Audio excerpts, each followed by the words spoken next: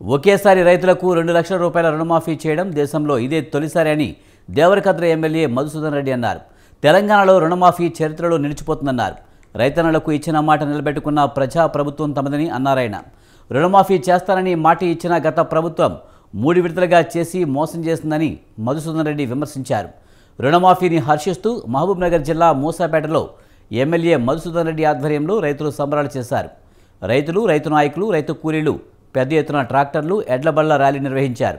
బాణసంచా పేల్చి స్వీట్లు పంచుకుని ఆనందం వ్యక్తం చేశారు.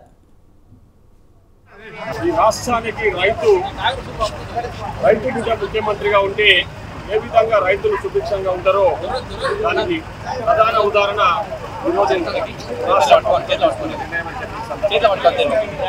గౌరవ ముఖ్యమంత్రి శ్రీ యనమల రేవంత్ రెడ్డి గారి నాయకత్వంలో ఇచ్చిన మాట నిలబెట్టుకోవడమే కాకుండా రైతులను అన్ని రకాల కూడా ఆదుకుంటామని మాట్లాడడం రేవంత్ రెడ్డి గారి నాయకత్వానికి సందర్భంగా కృతజ్ఞతలు తెలియజేస్తున్నాం.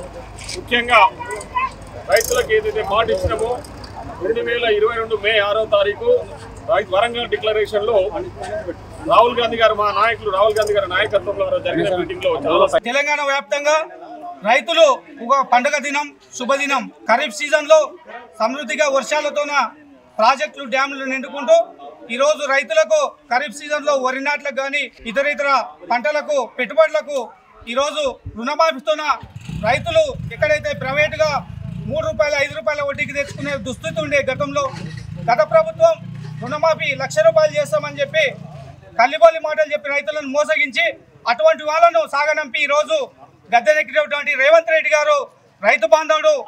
తెలంగాణ మొత్తంలో ప్రతి ఒక్క గ్రామంలో రైతుల కళ్ళల్లో ఆనందం చూస్తూ ఉంటే చాలా సంతోషం వ్యక్తమవుతుంది.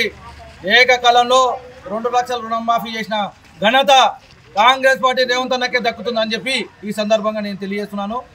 ఇది ఒకేసారి అప్పుడు ఈ ఘనత వైఎస్ రాజశేఖర్కి 1 లక్ష రూపాయలు రుణమాఫీ చేసిన ఘనత ఈరోజు ఏకకాలంలో 2 లక్షల రుణమాఫీ చేసింది కాంగ్రెస్ పార్టీ రేవంత్ అన్నకే.